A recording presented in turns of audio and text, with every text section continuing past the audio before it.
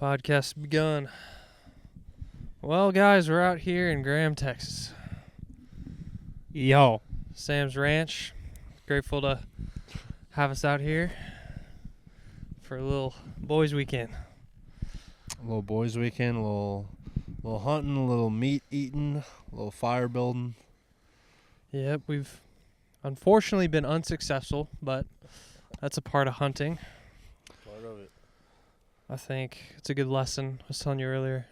Like, I think I got spoiled the first time I ever went hunting. I shot and killed a deer. And it kind of set the expectations, but it's good to just be reminded. Got to be patient. Yeah. It's the name of the game. I mean, I think today was my first time ever sitting in a deer blind. And you sit in it the first time and you're like, all right, 5 minutes, something's coming out. And then you're like, oh, it's been 3.5 hours. And, but it's, yeah, like you said, it's a part of being patient, a part of just enjoying the experience. And it doesn't have to be a successful hunt all the time by killing something. Just being out there and spending some time out there. Sam, I really want to know from you, the experienced hunter here, leading us through everything. What were your honest expectations for us getting a deer?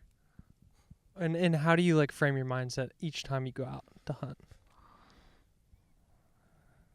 I'd say 100%, but we shot a lot today, and that definitely has an effect. And the full moon has an effect. The deer like to feed all night. There's so many factors. Visibility. Yeah, more visibility, and it's cool at night. And in my experience, when it's a full moon, it's not good, but it's also random. You were even saying when we were driving around, you're like, dude, if we were deer right now, we'd probably take a nap. Exactly, yeah. It was way too hot. 4 o'clock when it's sun's out, it's hot. Yeah. Deer just can be laid up, taking a nap. What did you think, Callie? How do they nap? Do they just lay down? Yeah, they I don't know. I don't know. Animals would nap weird sometimes. just go somewhere they feel safe in the thick stuff and lay down. Say, is it unethical if you're in the deer blind and you see a deer sleeping and you shoot it? I've never seen that before, but Run up on a deer, execute I wouldn't say it's unethical. If you got a shot, take the shot. That'd probably be better, right? They would not see it coming. Yeah, looking Yeah, back I mean, on they our never see it hunt, coming, but we saw that wild turkey. And yeah, that was a trophy turkey, believe it or not. So, a picture you sent me, so to tell a trophy turkey that you can see in that picture, it has a beard, like a black string type thing. And the longer the beard, the better the turkey, and that beard was about 10 inches plus, and that's probably a 4.5, 5-year-old turkey. And you want to explain yourself? I didn't have service. I was trying to text y'all to shoot it. We're some newbie hunters over here. We want to make sure we abide by the proper regulations and licensing, and we didn't want to get a game warden called on us. Yeah, hunting's all about patience, and like tonight, I sat in a tree stand. I had to take a shower, and it's all about your smell, and you just got to be natural. Think natural. One with the forest. That's a good way of putting it, because you think about the deers have evolved to a certain extent to know certain warning signs, like anything squirrely. Yeah, I They're mean, out of there. if I'm bow hunting and I get blowed at, it's when a deer just. That's when they can smell you. It's called getting busted. If you get busted, you might as well just walk back to camp. What do you think, Cal? I'm going to go look at how the camera's doing. What do I think about what? Tell me about your first time being in the deer stand. Oh, yeah. Like Ben said, it was a lot of fun. Didn't really know what to expect, so I think that helped too. But, yeah, you kind of just start hoping. You're optimistic that you'll see something. But the reality is, kind of in the back of my mind, I was kind of feeling like we weren't going to shoot anything today. Just, you get here, it never goes the way you expect, I feel like. So I didn't want to be super excited to shoot something and then get let down. So, but looking back, definitely had the opportunity to.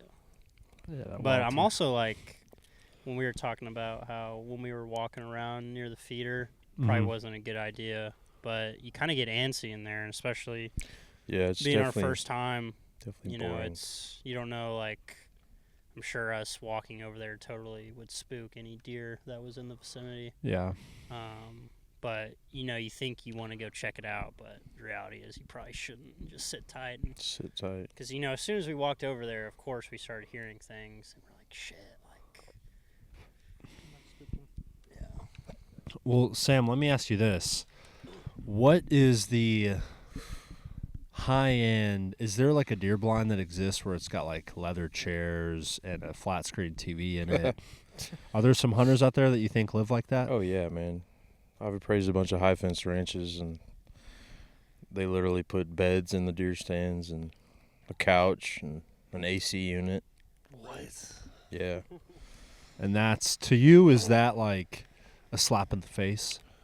No, I mean, I'd love to do that one day, like build my own deer stand and put a bed in it and like a little window where you could lay in bed and peek out and take a shot. But it's just costs a lot of money. Like those deer stands are like $6,000. Damn. Yeah. I mean, we've had them for 20 years. It's a good investment. Do you ever do thermal hunting? Have you Yeah, heard I of gotta- that? What do you you hear think that? about that? Some coyotes? Yeah, coyotes are calling. Little puppies. Way the heck over I want to there. give them a little pet. A little pet with my 9mm. I can call them in closer, but Suck on this. It's foaming from the mouth. no, thermal hunting's badass. It's it's just there again. It costs $3,000 at least to get a decent thermal scope. Is it like And, cheating kind of though? No, No, it's it's considered. it's night hunting. I mean, it's not ethical to hunt deer at night. It's illegal. But pigs and coyotes and bobcats and That's interesting to me. Like, why do they decide, like, all right, nighttime? yeah. It's kind of like their free time. Where they gather up and. Yeah, they can't Yeah. hunt it. Why is it illegal to hunt at I don't night? know. It's just always been that way. It's You would not- almost Probably just It's all about unsafe. it's all about ethics. Yeah, but you would almost would think that the deer would have an advantage at nighttime. Yeah, I mean, we could drive around right now and shoot one, but We would never do that, though. they'd be laying down and deer in the headlights. If you ever heard that term, that's literally what they are. When you shine a light on them, they don't know what's going on. Yeah. You just shoot them. Like that wouldn't be the same.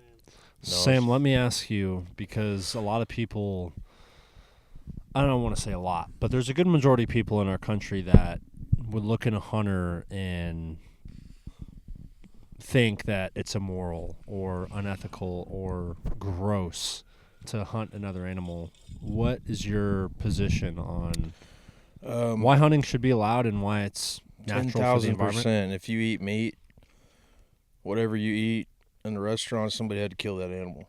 Yeah. So, I mean, if It's you eat kinda like meat, if you you- shouldn't have a problem with hunting because, especially back in the old days, I mean, there's all this commercialized hunting, trapping, and fishing, and that's just, you got to get the meat somehow. You Yeah. can't just have a robot go get it. So, Not yet. Yeah, I think people feel better when they don't see the process.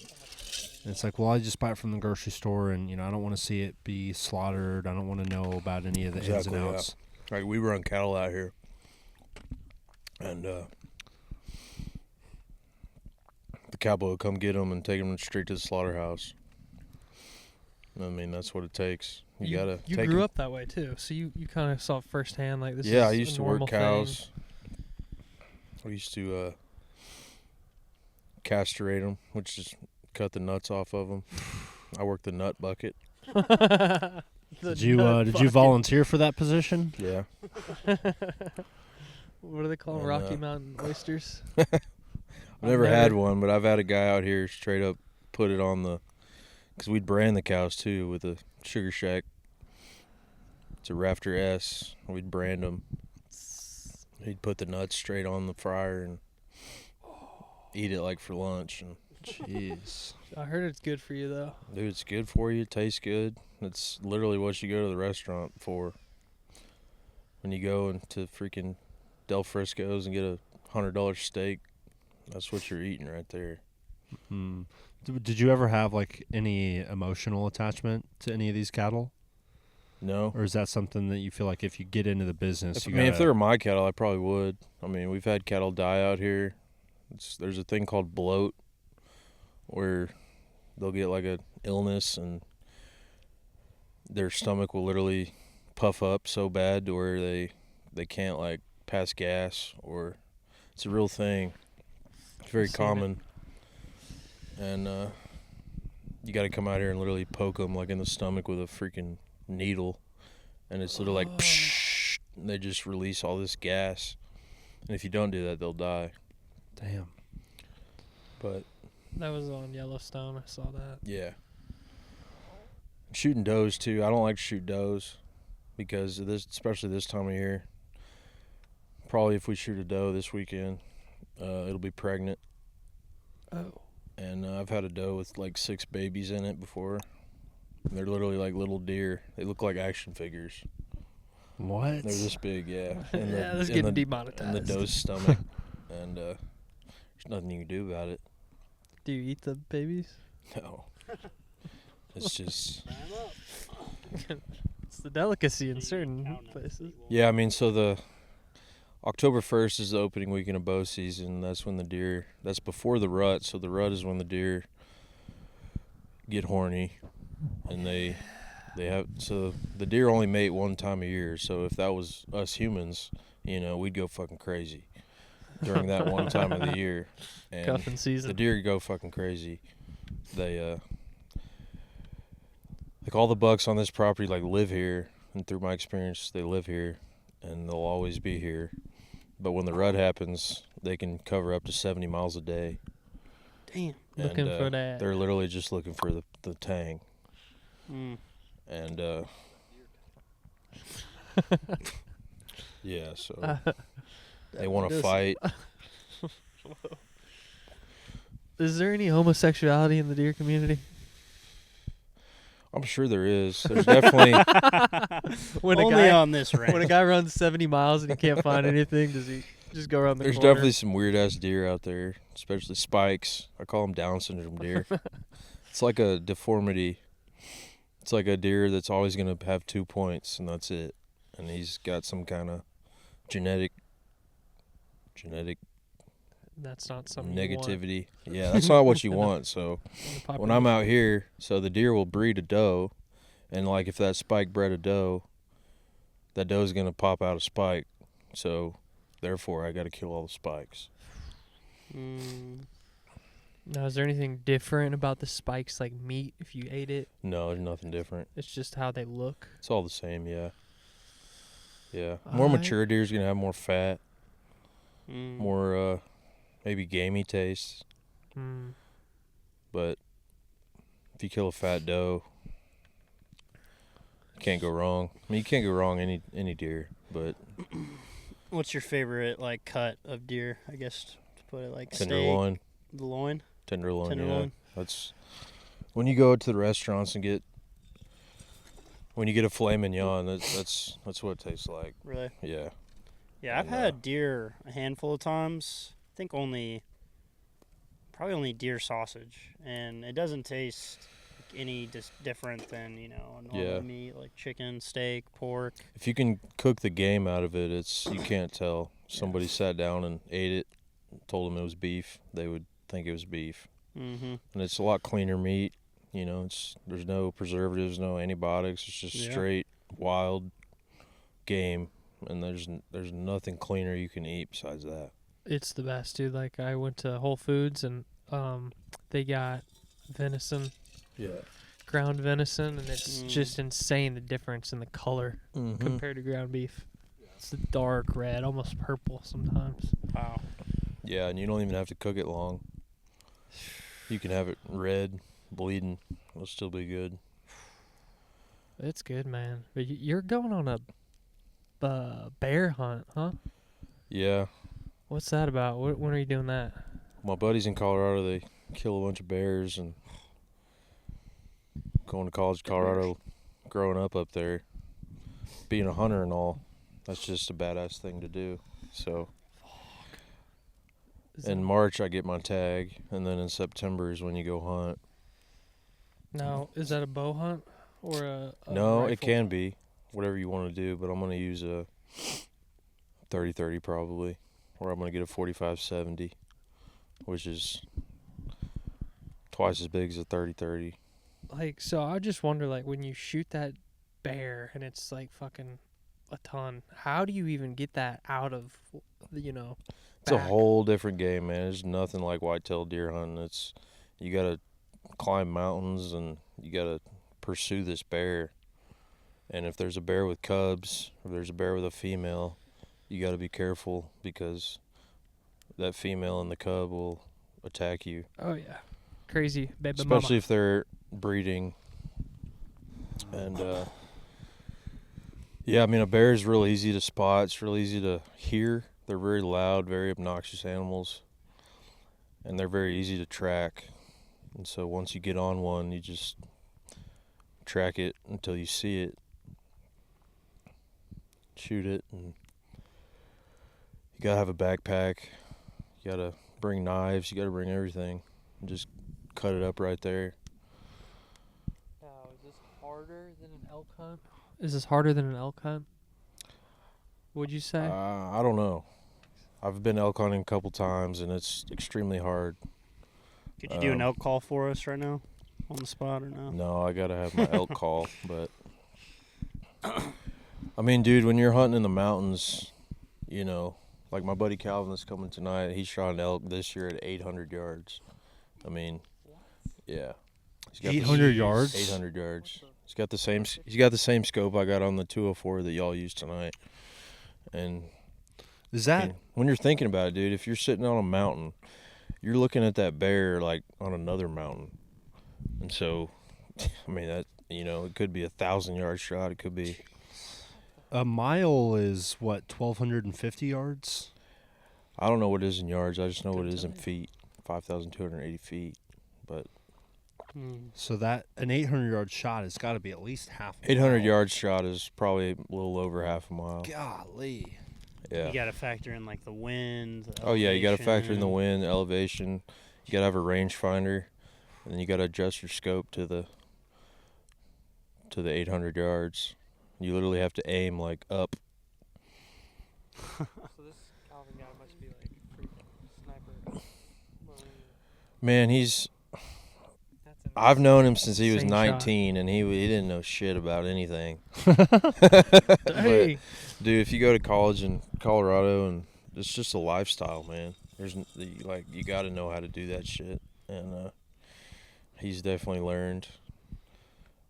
Could you ever see your life going another direction where hunting and Oh, yeah. outdoorsmanship was never a 1000%. part of it? No, but being a real estate appraiser and having a child, my dream is to be like a fly fishing guide in Colorado and live on the river and hunt and fish and do that for a living. But I can't do that because I have a child. But it's a whole different world, man. I fucking love it, man. Just living in the mountains and chopping wood every day, and just it's a whole different experience. Is it the simplicity of it? Is it something that's maybe a little bit more morally or spiritually Yeah, I deep? mean, it's spiritually. I mean, you're surviving out there. I mean, you're not going to the HEB. You're freaking. There's no Costco. Right. You're up in the mountains. You got to have food. You got to have water. You got to have firewood. And it's going to snow 12 feet tonight. So you got to get that firewood. And our cabin up there doesn't have AC or heat. And I lived there for 2 summers. And if you don't have a fire going at night, you're going to be really cold going to sleep. There's always something to do. It seems like it Yeah, gives you a lot of purpose. always something to do, and it makes you feel good just doing all that. It seems like you can't be bored Yeah. when there's always something next to like prepare for. Yeah, I mean, I can't tell you how many bears I've fought off up there. I'm not afraid of bears. I mean, You told me about a time where you basically set a ribeye outside the yeah, door. first time I ever had a bear experience, me and my roommate Kobe, we were up there by ourselves. This is the first time my parents let us go up there alone. And we were probably 18. And we just had the best time, man. I mean, just literally the best time. And that's when we were like, dude, let's fucking go to college here. And it's like, all right. And that's what we did. And we had a bear, man. We were watching Yellowstone one night. Just had like spaghetti or something. And there's a deck that goes 360 degrees around the cabin. Big old deck. And you can hear you can hear if somebody's walking out there. And all we heard was just footsteps, and I knew what it was. And I had the AR-15 over there, and I had some bear spray. That's what you want, the bear spray. It's basically pepper spray, but it's 1,000 times stronger. It's straight habanero distillate. Just right into the freaking eyeball. Yeah, and I had a game warden come up there one time and give me a shotgun. He gave me a shotgun with rubber bullets. He gave me M280 flashbangs. What? Yeah. Why? For bears. It's like rather than kill it, you can use some of these things to deter it. Deter it, yeah. Yeah. And game warden always told me if you hit a bear in the face with bear spray, he'll never come back. And we had probably 6 4-wheelers. And well, before that happened, me and Kobe were just watching TV, smoking weed, and this bear, I think we cooked some bacon or something. Whatever we cooked, the bear smelled it, and there's a back door or whatever, and this bear was like a horror movie, like on the back door, just fucking, he was coming in. And me and my buddy had to get down on her, had to sit down against the door like this and press as hard as we can so this bear wouldn't come inside. What? Yeah. And that's happened a bunch, man. But time I shot a bear with bear spray, I was there alone when I was sick with my weed illness. I lived in an apartment in Gunnison. I had to move away from everybody. I had to move away from the weed, and I moved to the cabin by myself. And dude, I'd have a bear every single night. And for some reason, bear and horses like to do it too. They'll eat, like if there's a 4-wheeler right, just like that Ranger right there, they'll eat the seats. Something in the seats, they like, I don't know what it is, but they literally eat it. And That's annoying. so I had a bear coming around every night that would eat the 4-wheeler seat, my 4-wheeler, which, you don't want that to happen. And I got fed up with it, man. I felt like shit. Yeah. I had some steaks, man, and I put the steak on the back door, just right there, back door, closed the door. He came up, eating that steak. I opened the door from me to Jack, and just right in the face. I had no fear, which is crazy to me. And he didn't come back for 2.5 years. Did he eat the steak? He finished the steak? Oh, yeah. Yeah. He got hit and then went, Yeah, dude, like I'll it put, was worth it. we burned the trash tonight, but I'll put the trash like outside the door, and like I'll take it to the dumpster the next morning. And I can't tell you how many times I'd have to get up for like work, and I just open the door and the trash is just all over the mountain, just fucking, and I have to pick that shit up, and it bothers you, man. Bears they're freaking obnoxious. And They could easily kill you. That's the yeah, thing. I mean, I've had Yeti coolers like locked, and they've opened them. I had like, I was with my girlfriend, and we had some like coffee drinks, and it drank every single one of them. It drank all the beer, like, just. Was it Coors Light? Yeah, it was. It's got Coors or good Miller taste. Lite, but She likes Coors, but I grew up on Miller because my dad drinks Miller. But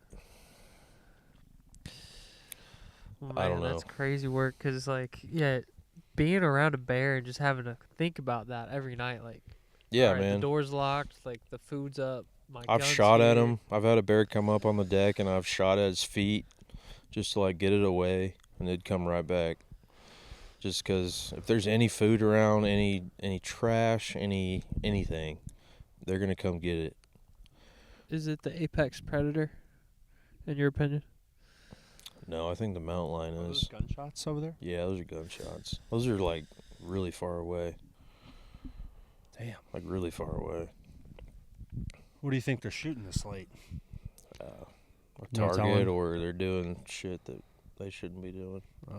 Call the game warden on them. Yeah. A little crime stop. I've never seen a mountain lion before, but I've heard stories, and I've always wanted to shoot a mountain lion. I've always wanted to shoot a wolf. I've seen wolves before. That was insane. I've seen one pack of wolves in my life. And a wolf compared to a coyote is like night and day. The wolves are like 250 pounds. They're Jeez. huge animals, man. They're That's- huge animals, like 6 feet long, 4 or 5 feet tall, and it's Scary work. Like almost mythical. who what? It's like it almost seems kind of mythical. Oh yeah, dude. Like a dire wolf. Game of Yeah. Thrones. Yeah. The dire wolf. And Colorado's just such a different world, such a different environment, and especially up there. I want to take y'all there someday. Please do. Y'all would love it, man. Yeah, I we've mean, spent time in Colorado, Breckenridge, Steamboat Springs, and there is just, I mean, without a doubt, there's just a different feel being in the mountains. Yes. And being just within the state border. It's like Yeah. growing up in Texas where things are mostly flat and you got some hills, and, you come out west where we're at and, you see different things. But for most of our life, we have been pretty accustomed to city living and, flat ground. And so City when you boys. see a mountain, first of all, I think mountains are. if you see a mountain, something in They're your body badass. is just like, okay. Yeah, what do you think that is? Like, Uh, why people? It's just There's our, a longing for our it. animal instincts. I think it's just like living up at the cabin. It's just humans weren't made to, go to fucking HEB and Yeah, Mhm. not kill their food. Hunters and gatherers. It's just It's in our DNA. Well, exactly. It's in our DNA, and to touch into that DNA is a good feeling. There's something so calming about just being out here. It's quiet, sort of eerie in a way, especially when it gets dark out. But I think it's those just are fireworks. really? You're shooting way too am I much. not? Well, the other thing that King Buffalo, they have a song called "Longing to Be the Mountain," and I think within every person, every person that's not brain dead and TikTok brain, there is a 1,000% a longing to become like a part of a piece of nature that Yeah. you kind of align yourself with, whether it's the mountains, whether people prefer the beach dunes, whether people prefer the redwood forest, to each his own. But Yeah. every time I see a fucking mountain or a grass field, a grass hill, it's like there's a Something in simplicity to it. Exactly. Yeah. And And like me and Jack work together, and like Amen, brother. 5 days a week, man. I'm driving to Dallas and Rockwell. I'm almost getting shot at a few times, and I've had a gun pulled on me twice in the job. And it's a different It's story. the opposite but of peace. yeah, and going home and just that routine of just taking a shower, watching TV, going to bed. You got to work the next day. You got to Yep. do shit you don't want to do, and to just come out here and to just sit right here like what we're doing right now, and just nobody's around, like we can we you can do can anything scream we as want. loud as you We want. can do anything we Yeah. want right here right now, and it's Yeah. just I It's think very that's slow. a good point. There's rules, but there's really not rules out here. There's the rules of the nature king. Yeah, I mean, you're operating by a different set of rules. That's right. Rules of the jungle. Rules Yeah, of the man. jungle. and Yeah, it's kind of weird because yesterday when I came out here, I was looking forward to it and everything. And you sit back and it is a little eerie how quiet it gets. Yeah. It's different, being from the city and having a car driving by. Yeah. The buzz of the highway. Yeah. Yeah, I buzz mean, of the if city a truck lights. drives down this road, I'm like, who the hell is that? Yeah, and it's half a mile away. But yeah, and it's just a good feeling, man. do you think, Sam, if you were to become president, me and Jack kind of had this conversation a few weeks back, would you ever institute anything about like a required outdoorsman program or required, gun handling, nature observance, anything like that? You think it's something that we should require in the country or not really? I would require, if you want to get a handgun or want to get any type of rifle or gun, period, you got to have some form of just a little class. Like, how do I load this gun? How do I shoot this gun? How do I use this gun? Yeah. I mean, I think most people could agree with that. I yeah. like that. But other than that, I mean, everybody's different. You're going to like the city, you're going to like it out here. And a gun's a gun, but if you buy a gun, you should know how to use your gun. Yeah. Full, period. Period. Thanks for setting that wood up. Colorado, man, is just, it's a whole different world, man. I love to camp. I like to hunt, fish, camp, and four-wheel. That's my thing. And when y'all come up, bro, I got four-wheelers, and I know every trail for probably 1,000 miles. Damn. I can get to my cabin to Aspen, which is pretty insane. And me and my roommate Kobe, we freaking four-wheeled all day to Aspen. Took like all day. We pulled up. We were driving like on Main Street and parked next to Gucci, and went to the bar and like we're in our four-wheelers and camo and we're drunk and like, dude, go to the dispensary. And, Jeez. It's like, all right, we gotta go back, and it's just. Well, we might have to take you up on that offer. We're driving. Yeah, dude. I'll always have that place.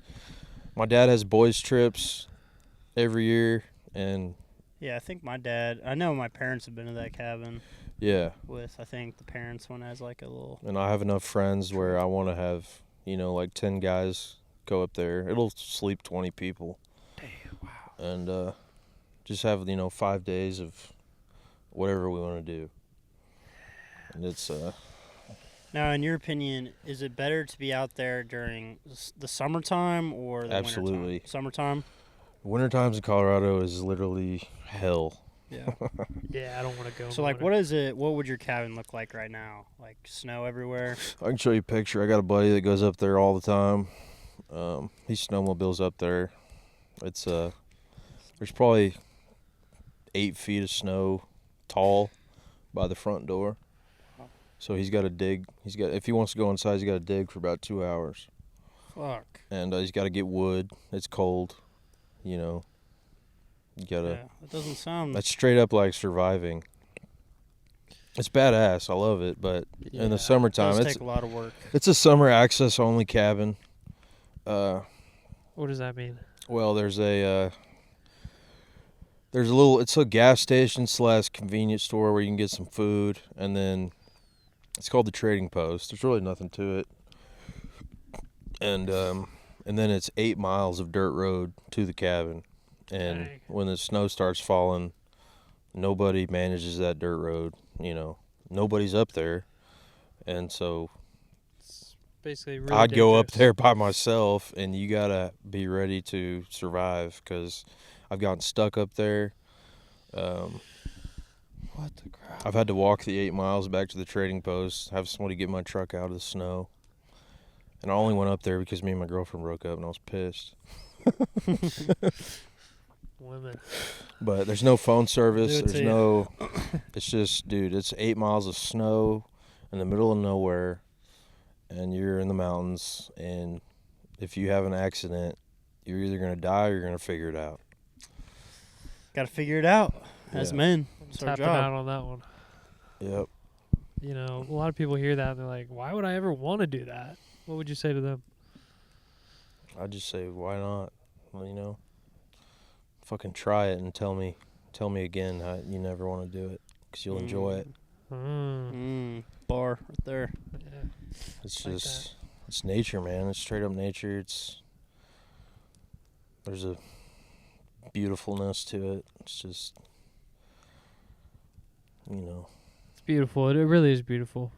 Anytime we can get out in nature and Yeah, if we go, I'll show y'all everything. There's dude, gold mines. I we're mean, coming. gold mines in the 1800s. I can take y'all into the caves and all this shit, and it's all haunted too. And that's a whole different story. Like I said, we're Haunted taking by a Davy road Jones? trip. We're taking a road trip, Sam, to Yellowstone. We're going through Colorado this summer. What time of year? This summer? Well, we need to Yeah. go to the cabin first for like a week, and then y'all go up to Yellowstone after that. Because I gotta show y'all that place. Well, we'll have a couple days probably to make it. It's a 5-star cabin in the middle of nowhere. It's 10,500 feet in the air. It's on a mountain. There's a deck that goes around the cabin, and the treetops, like 100-foot trees, you can just touch them, the tops of them, like, because you're that high. And it's... We're living good out here. Yeah, We're dude. living good out here. It's just straight up cabin in the woods, and it's beautiful. What do we got to do? Just chop some wood for you? Gather some berries like Ben said Yeah, earlier? we got... Earn our keep. I got Yeah, my how do we friends. ever My keep- friends are good enough that they'll go up there and chop wood for everybody, and it's when we go up there we don't have to worry about it. And You got to be the court jesters. it's and there's the Taylor River and the Gunnison River, which is the best place to fish in Colorado, and it runs right there by the cabin, and we can literally walk 200 yards and catch a 35-inch rainbow trout, and just sit there and hold that thing and look at it. And, you know, it's just, there's something about that, man. That's just, you can't do that anywhere else. I believe you, man. That's beautiful, man. And, like, to go back to the house and cook dinner and then have a bear on your back door. It's just like, dude, what the fuck? Something comforting about that bear just always being there for you. It's just awesome, though, man. I grew up going there, and Connor Cook's been there a few times, but he was a whole different person then. Yeah, Those are he's getting fireworks married. for sure. I don't know, dude. I don't know what that's either. Oh, like I see him. Really? Yeah, can Oh, you see yeah. it right through there? Oh yeah. Kind of makes me mad. 'Cause it's not very far away. The deer going. Yeah. They're just Ah. like, what the hell is going Oh. on? Psychology. But I'm over here for the slaughtering.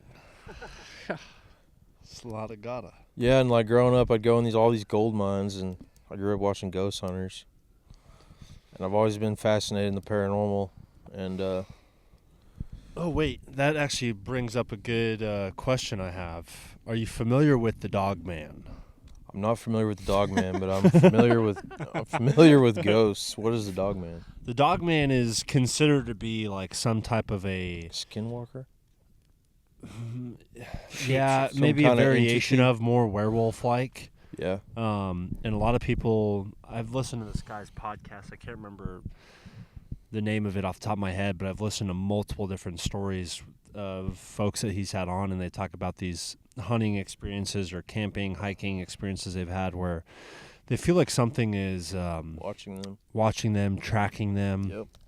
Most of the time it's something that is larger, has really big eyes. Whereabouts in the world? Tennessee. Yeah. I know Tennessee specifically. I wish I had a little bit more preparation with the stuff I've listened to. But I know Tennessee for sure.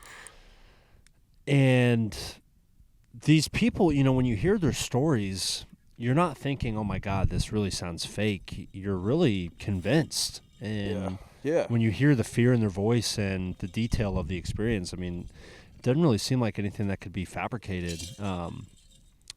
But I guess that my question really is, with a lot of the supernatural that people seem to experience in the woods and in nature, skinwalkers, Dogman, Yeti, fucking Sasquatch, what is the myth and what is the truth? The truth is the paranormal is real, and I discovered it when I was 14 years old, and it was all because of I grew up watching ghost hunters, and I was always fascinated by it. I wanted to figure it out on my own, just like with the UFOs. And I had a buddy, Shelton Yates, still my good friend, and we were 14 years old, and so the cabin is in a little subdivision called Rainbow, and then 10 Cup, Colorado, if you look it up, it'll pull up as a ghost town. All there is a bank, or not a bank, a church, and what was a bank and what was a whorehouse. And people would go up there and mine gold and, come to town, go to the whorehouse, go to church, whatever. And so me and my buddy, and just me exploring the mountains, and I've found all these caves, all these gold mines. And there's a cemetery in 10 Cup, Colorado that is famous because it's haunted. And I don't even want people to know about it because it's so legit. But so me and my buddy, we had iPhones at the time. We didn't know what we were doing. There's a thing, it's called an EVP, electronic voice phenomenon. It's when you have a recording device, and like we're talking right now, and I could put the iPhone on voice memos right here and click record, and we could ask questions, and we can't hear it with our human ear, but it would pick up on the frequency of a voice. That's called an EVP. And me and my buddy, we went to this mine. It's called Cross Mountain Mine. And my whole life it's like a mile. You get in the mine and you can walk back literally a mile. It's just a cave with a railroad track. It's badass, like something you'd never see before. And there's clothes in the back of it, like a lot of clothes. And it's always, whose fucking clothes are those? And literally me and this guy, we were 14, and we had iPhones, and we just asked how many people died in here, and went back to the cabin and listened to it, and we got a straight 17 in a female voice. And so we were just like, okay, that's cool. So back up a little bit. We had Wait, hold on. That was the reaction? That's cool. Were you in any way like... it was like, crap? okay, that's real. Like, that's cool. Like, let's find out find out more. So 10 Cup, Colorado, nobody lives there year round, but there used to be a couple that lived there year round, Larry and Katie. And he's an old Vietnam he was a gunner on Puff the Magic Dragon in Vietnam. He killed a bunch of people, and he moved there because of the fact that he hates people and he will kill people. And so he needs to be away from people. He moved away from everybody. And he was a real good construction guy. He was like our handyman at the cabin. And anyways, so it's called 10 Cup Cemetery. It's haunted by this girl named Maudie Rose. Died in 1880, 7 years old. And there's all kind of stories of campers going up there, and her headstone is like a piece of wood. It's all it is, a piece of wood that you can't make out, It's just a piece of wood, but there's a gate around it. And the handle on the gate is like the most shiny silver you'd ever see in your life. And it's always been that way. And the legend is it's shiny because she opens it and closes it every day. And so I grew up my entire life, bro, and I'm like 10. Me and my parents or whoever would go and open this gate and go back to the parking lot and just sit there for 30 minutes, go back, and the gate would be closed. And so that's paranormal. Something's there closing that gate, obviously. So me and this buddy, 14 years old, I can play you the recording right now. Changed my life, man. I was skeptical about the paranormal, and we went up there at midnight. Nobody's around. I mean, nobody. You're in the middle of nowhere. And we had a recording device. I put it on Marty's headstone, and I was just like, you know, Marty, I've been coming here my whole life. Like, you probably have seen me before. You know who I am. All I want to do is try to communicate with you. If you are here, all I want you to do is say your name into this device. That's it. And we're going to walk away. We're going to walk to the parking lot, and we're going to sit there. And if you want to communicate with us or anything, just say something into this device. And we got her saying her name, and it sounds like a little girl's voice. I showed Jack last night. And it straight up says, Can you play it? yeah. Do you have your phone? I don't know if I'm still connected to that speaker. I'm definitely not. It's like Marty. Yeah, it's just Marty, but it's a little girl's voice. And that same night too, which, I mean, it was freaking 10, 15 years ago. I don't have the recording. We got 2 recordings that were called Class A EVPs. That's what ghost hunters like get boners out of. They fucking Cream in their pants. yeah, they fucking put that on TV like, you know, this is a ghost. And Class A. but it's weird because a good friend of mine that might come tomorrow, her name's Katie Lansford, and her whole life she's told me she can see dead people. And she has a cabin up in Tin Cup, Colorado. Yeah, her dad owns the next that house I droned. Yeah. That's her dad's house, and she's really cool. She's like a bro, and this girl doesn't get scared. She dips Copenhagen. Like she's probably stronger than I am. She's a Wow. yeah, she's a different kind of girl. And I was 14 at the time, and we got the Mahdi voice, and then me and Shelton are like talking, like we're just talking, laughing or whatever, and there was a voice that talked over our voice. So you can imagine like having a voice memo on your iPhone, and we're talking like this, like that's gonna be loud, right? Yeah. Like our voice is gonna be loud, and we're literally talking like this, and then all of a sudden there was like it sounded like a toy. It was like a chime, and then it said, no matter how old she is, she's always gonna see me.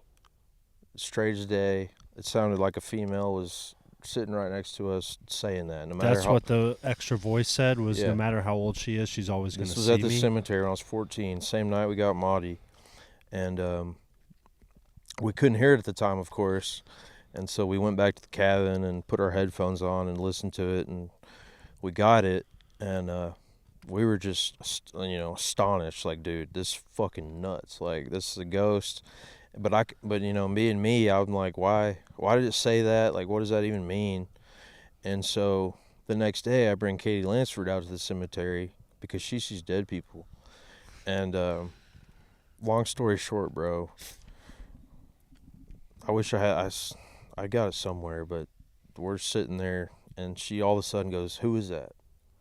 And dude, she saw Mahdi. She saw this little girl. She's an artist, okay? She drew a picture of what she saw, and I've never seen this girl scared in my life. And she, just like that, just pale as the most pale skin you'd ever see. She started bawling, crying. She ran, sprinted to this truck. What? And she said, Sam, I saw a ghost. I saw Oh. Mahdi. And, me and my buddy are like, no, you did. And, But her reaction was... yeah, so I knew she was an artist, and I said the next day, Katie, draw a picture of what you saw, and we're gonna go down to Larry and Katie's house that lives in Tin Cup, Colorado, and we're gonna show them, and I'm gonna show them the recordings. And we went down there, and they were tripping. They were like, dude, you caught her, bro. Like, that's her. Like, It looked like her? yeah. They said that's straight up her, 1,000%. They've seen her before, they've heard her before, and they said that you got her on camera, on recording. And I was 14, bro, so you can imagine 14, So your life and changed you've from proved that the day. paranormal. It didn't change, it just was real, Yeah, it opened my eyes to the spiritual realm. And so literally my entire life I've been going back there every year. I'll go by myself. I'm not even scared. I always get the same girl's voice, same little girl, but I want to figure out why she's there, why she can't pass on, and what is she? And Yeah, because when you see that, then you start to realize that the spiritual realm is real. oh yeah, 100%. Like most kids your age at that time, 14, like we're Exactly. watching Paranormal Activity and getting Exactly. freaked out, Exactly. and that's a movie You know, about watching it. porn, watching, Ah, it's more of a magazine guy. Yeah, I mean, when you're 14 years old and you prove to yourself that ghosts are in fact real, and I told my parents, I told everybody I knew, and nobody fucking believed me. That's the problem. You And that would can't piss prove me it. off. It's the common story. Exactly. Nobody would believe me, and I'd show them the recordings. They're like, "Well, yeah, that's definitely something. Yeah, it's a fucking ghost, dude." I And think people don't believe it because they're just, kind of reluctant to accepting that there's think somebody people- else I think in this world with us. some people won't open their mind to that realm, Yeah. the spiritual realm, the UFO realm. It's so blasphemous that Everybody's, I can't even... their world is their world, Yeah. and what they do every day is their life. And to even think that, there could be a ghost in their house, they just don't give a shit, and they won't open their mind to it. Well, now I've got a question. I want to know what y'all think too. Like, so if we agree that ghosts are real, is there any way the ghosts can affect the real world, or are they just kind of hanging out? Oh yeah, 1,000%. Demons are real. I mean, ghosts can kind of do. It's all based on energy, and I mean, I've been up there where I'm sitting like this, and there's a river that runs through the cemetery, and I've been like, "Come on, Marty, you freaking bitch! Like, I want to hear your voice." And dude, all of a sudden, bro. I mean, my friends have. What you say? You can ask Calvin. I've probably taken him before, but I mean, imagine throwing that rock in the river. It goes kapoosh, right? And I've been there hundreds of times where that has happened. 3 times in a row, kapoosh, to where I've run down to the river like looking for rocks. Like, how could this have happened? And it's unexplainable. And Like you're saying, she made that happen because you were calling out to her. something made that happen. Yeah, me provoking the spirit. Were you ever worried that you'd bring the spirit home with you? Honestly, no, and that's a good question. I don't think it's demonic. I just think it's literally a little girl trapped in this cemetery, but something happened to her to make her either want to stay there or trapped there. And I mean, it could be demonic, but what I've experienced for the past 15 years of my life, it's not demonic. I mean, if that spirit wanted to mess with me, it could mess with me, and it never has. It's just always wanted to communicate. It knows who I am. I mean, it's very interesting, and Yeah. I'd love to take y'all there someday. Do you think you're in any way related to Marty? Because sometimes I'll have a dream, an No. old family member, my dream, and it's like, wow, why am I dreaming about this family member? I don't know. Who were you dreaming about?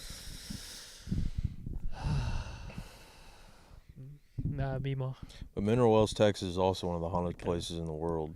Mineral Wells? Mineral Wells. And there's places there that Yeah, there were some creepy looking buildings. there's the when we were Baker's driving through. Hotel, Yeah.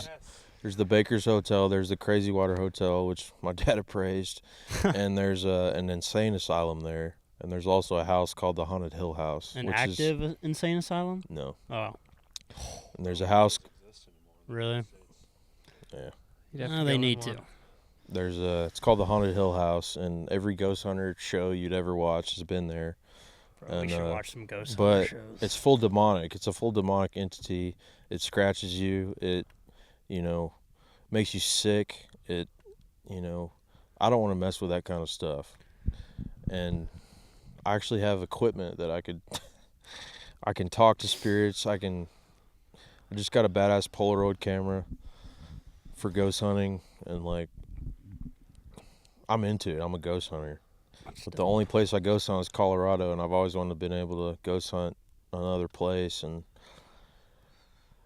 I could probably go to Mineral Wells somewhere, Haunted Hill House or Baker's Hotel. It's like a ghost hunting attraction, and you just got to email the owners and That let you in. and sign up. Wow. Yeah. Okay, so this is making me think of I've had one paranormal experience here. I can tell you about that. Here? Yeah, here.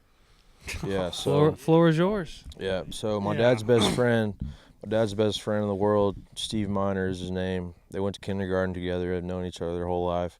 He was one of my best friends. He was like a 50-year-old man, but the craziest motherfucker, dude. He would come out here and he would drink 2 liters of vodka. He was an alcoholic. That's what killed him. He was an alcoholic. He smoked weed.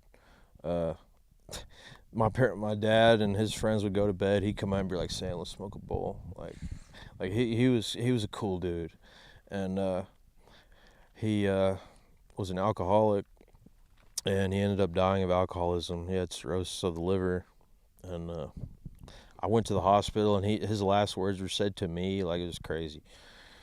He has a daughter, Haley Miner, and anyways, he died, and this was his favorite place in the world to come. He he was successful. He built golf courses. He worked for Tiger Woods. He built the golf course that I worked at in high school, but he like fucked the CEO of the golf course. He fucked his wife. He like at the cliffs, Possum Kingdom. He built that course, and he fucked the wife, and and so he got fired. And he also beat the shit out of a Mexican, just like a Mexican worker beat the shit out of him at the cliffs, and he's just one of those guys. And he's crazy, man, and yeah, I mean, he had me saying the N-word when I was 11. And I'd go home to my mom and I'd say, Steve told me a joke. He said, what do you call a black person that's your neighbor? Or what do you call a black person who lives next to you? And he said, your neighbor. But that was racist. And so my mom would get pissed and tell my dad, and then they'd have like a talk. But anyways, Can't talk to Sam. yeah, so when I was in college in Colorado, he would call me and be like, Sam, I'm running from the cops. I'm at the ranch. Don't tell your dad. And I wouldn't tell my dad. This ranch. He'd come up here and stay here for like months at a time. To get away from I wouldn't the tell 12. my dad. Yes. And For like, I mean, was he charged with murder or like? well, he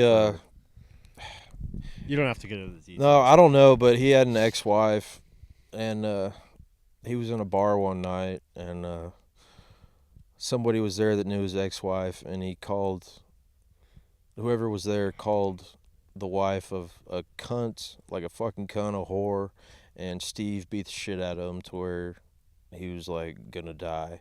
So Steve ran, and that was what happened. That's what brought him here. That's what brought him here.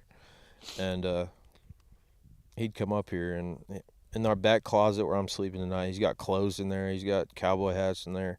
He's still got shit here. And when that's another thing about the spiritual realm. They can attach to like objects. They can attach to,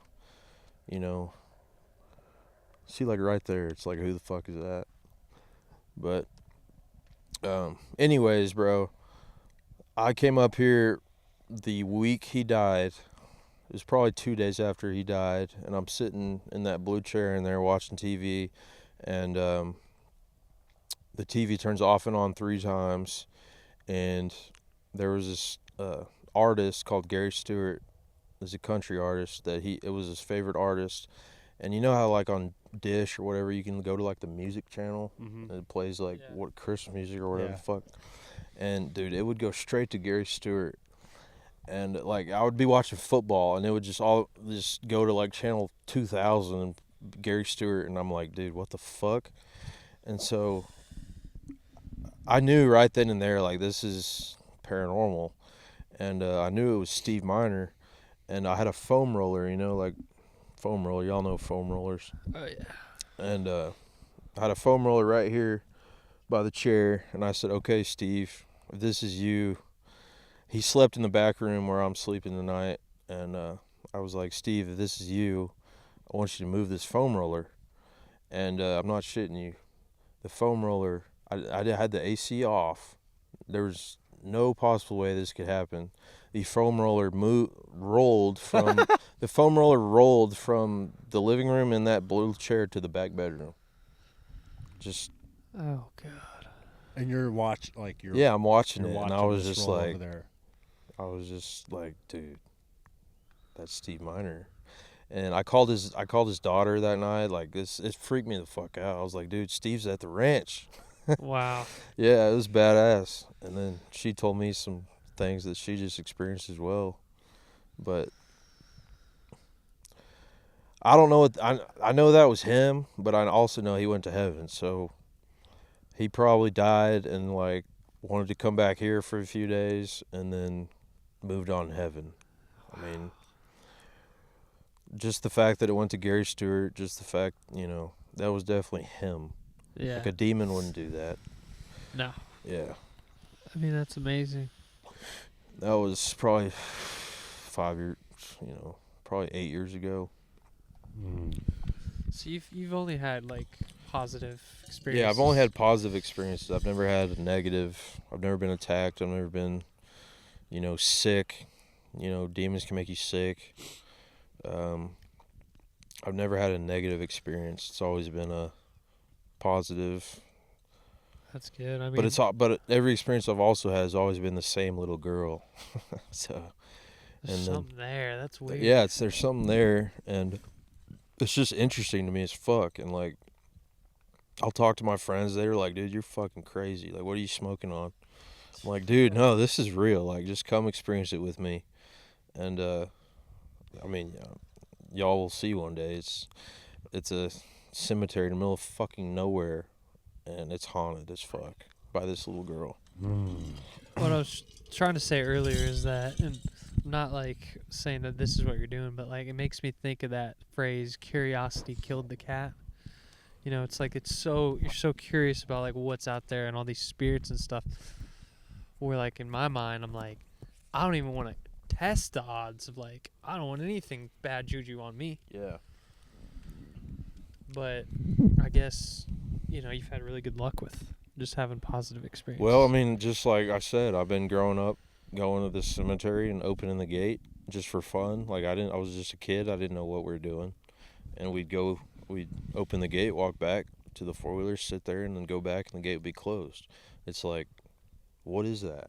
Yeah, how do you explain? Someone came in and just was Yeah. fucking with y'all? Yeah, and it's always been, I don't know, I guess it's always been a part of my life. It's just doing that stuff, and to be able to be 14 years old and to actually get that on recording and prove it to myself, I think it paints a picture of like, yeah, that's But only like people like y'all will believe me, and I'm telling y'all straight up, it's fucking real.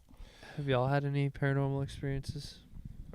I haven't had any paranormal experiences, and something we were talking about off camera before earlier in the day was, the UFO phenomenon, and what some people like to say is if you sink, thou will find. And if you look for a UFO and you look for paranormal, sometimes you end up finding it. Yeah. I've been looking because See, I'm big. That's my favorite topic, and I do heavy research. I read books about it. I've read Dr. Stephen Greer's books. I got like 4 of his books. I've also read that Bigfoot sightings. I don't know what to think about Bigfoot.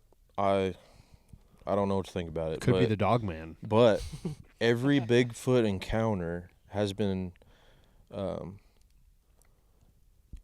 to find a word, not parallel, but every Bigfoot encounter has also been a UFO encounter.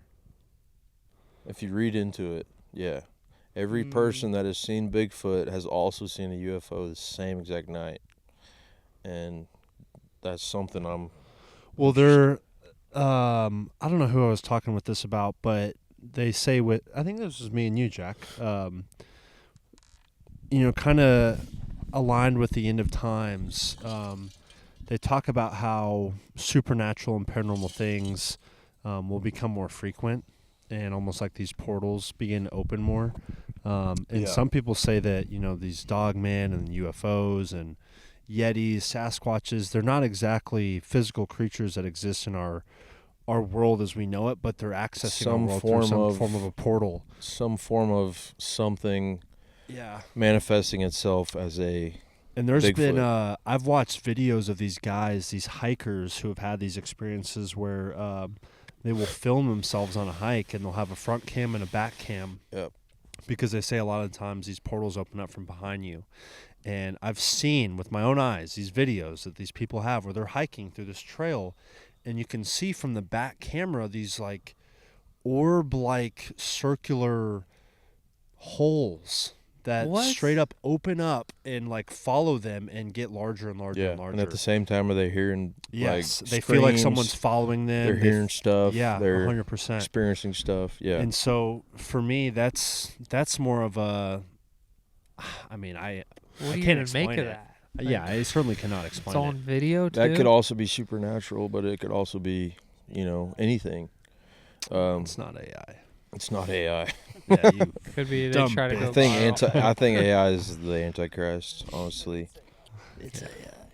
But yeah, dude, there's so much supernatural stuff out there, and I think the folks who will hear a story like, That's an owl. "I was an owl," or is that a skinwalker? Owl. Owls are. We were talking about owls too. They're fucking. Owls are amazing. Don't ever shoot an owl. Yeah, you There's can't. something, you can. Well, you can't, but I It's have. like shooting a bald eagle. It's like killing a bald eagle. Me and my buddies, I used to put my freaking coyote call right there and call them in. They'd fucking right there, bro, and I'd shoot them with a shotgun. Jeez. Yeah, Let's it's get not some of good. that off camera. And so if you kill an owl, they release some kind of hormone or whatever pheromone to where. Bro, he's right above us. He's hovering above us, dude. Where's my flashlight? No, so if I killed that owl right now, we'd be attacked by owls. Like something to do when you kill one, They're connected. they release some kind of pheromone to where every other owl in the vicinity will come to the source. And it's crazy. I've experienced it multiple times. They also say they're messengers. They come at certain times. Yeah, I mean, us talking about all this shit, and now we have an owl right above us. That's definitely. Do what? That's right there. Yeah, like us talking about all this and having an owl right above us, that definitely could Dude, be where some is that kind coming of from? spiritual. I heard something. it over Be in there. that tree. Shine it over there.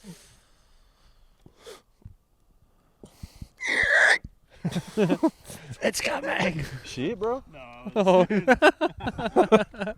It's coming to me. They're like stealth bombers. It might be in that tree right there. Look at that one. Just like that, bro. Like I honestly think that owl right there is some kind of something. It's not a coincidence. Knowing It's a, that- Go back to that one. Yeah, Go up a little bit. because that's never happened before to me. Go to the left. dude, I don't like this. You see just like a zombie guy just staring at you. You remember Slender Man? Yeah, I remember. Oh, yeah. Slender Man. Nightmare fuel. Now that we're on the subject of like paranormal, did y'all ever do Bloody Mary? Hell no. I've Bro. done it once, but Like, I don't know why we did that as kids. I remember doing it a few times. so actually. I've been Bloody growing up Mary, watching Bloody ghost Mary. hunters. So if you have a mirror, say you have a mirror in your bathroom, I'm gonna stand up and get a little closer. but behind that mirror is another mirror. That's a portal. So You wait, don't say want to that have. one You more don't time. want to have. You do not want to have two mirrors parallel with each other. Creates some sort of. Creates a portal, and I don't know how to explain it, but That's always in the horror movies. You see someone's pops up right behind you. yeah, like in that master bathroom, if I had a mirror behind the mirror in there, that's not a good thing. And if you watch any ghost hunting show, they'll be like, dude, that's a fucking portal. And I don't know. That's. Anyways. Now, a little bit more now. I remember when I was probably a little bit younger, like I want to say 3rd or 4th grade. I had a buddy at the time, Andrew Burris, great friend of mine before he moved. Anyways, we were going through a similar, like, shit, it was probably around the same time you were going in, like, 14. I was probably 8 or 9. So Paranormal Activity was How old are you? really popular. Probably like 8 or 9. How old are you right now? Oh, right now, 22. 8 or 9. 8 or 9. So anyways, I remember we went to, I don't know where we bought this equipment at, but, you know, some rinky-dinky fucking ghost hunting equipment. What Like kind of equipment was it? it was like a microphone, something you could put up against a wall and, like, hear through the wall. And so we tested it. He had a sister, an older brother, and so we would test it on their rooms. Like, we could hear what they were doing. Yeah. And so there was a house in his neighborhood that was abandoned, and we always thought it was haunted because somebody that lived in there had died in there. Whoa. Right. And it was a creepy house, you know, like you said, Jack, curiosity killed the cat. You know, you're really curious as a kid, and so you want to go explore, like, what could this be? And, you know, what we did was we got the equipment and we went down to this house and we put up,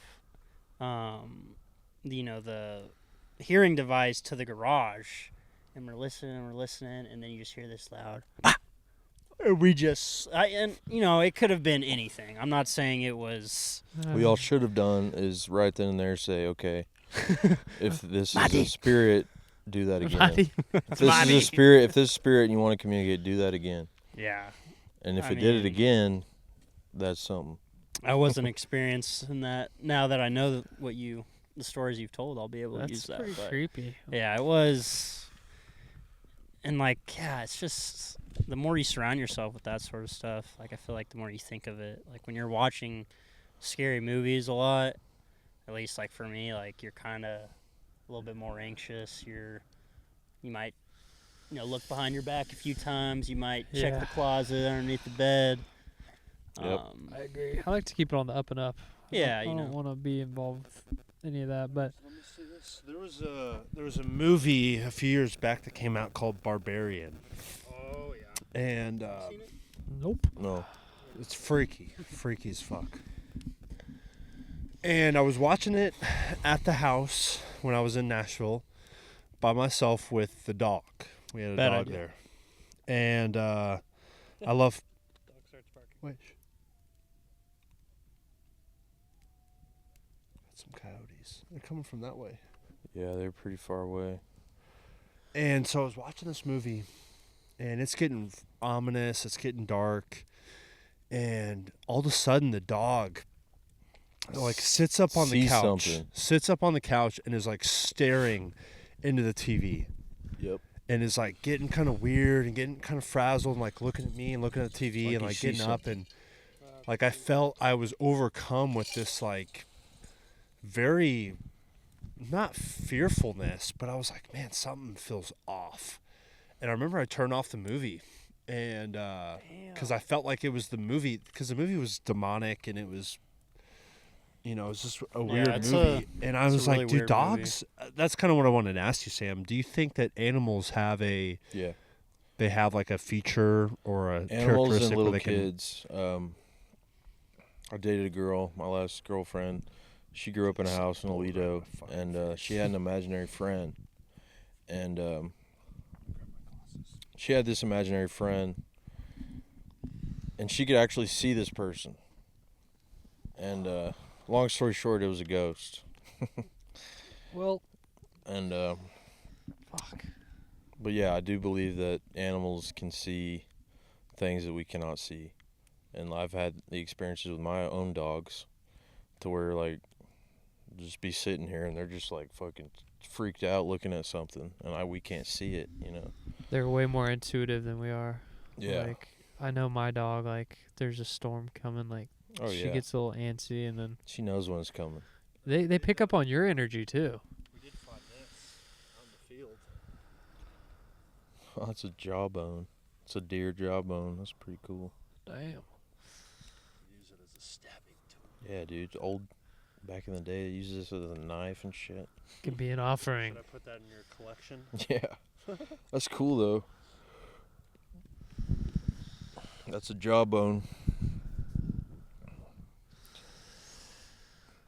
But yeah, the spiritual realm, the UFOs, that especially to prove to yourself it's real. I mean, it's just I it got just a makes you question. fascinated in it. I got a question for you, Sam. I actually want to know everyone's answer to this question. So, say you were given the option to experience a UFO encounter, maybe even a abduction from an alien, knowing that you would know it's true, but then people would actually think you're crazy for the rest of your life. Would you do it? Yes or no, and why? Here, pass that to Ben. You say yes? Honestly, with Here, y'all's answer. I don't know. I'd probably say nobody believes you. Nobody believes you, not even like your family. nobody believes you. I'd probably say no then. Mm.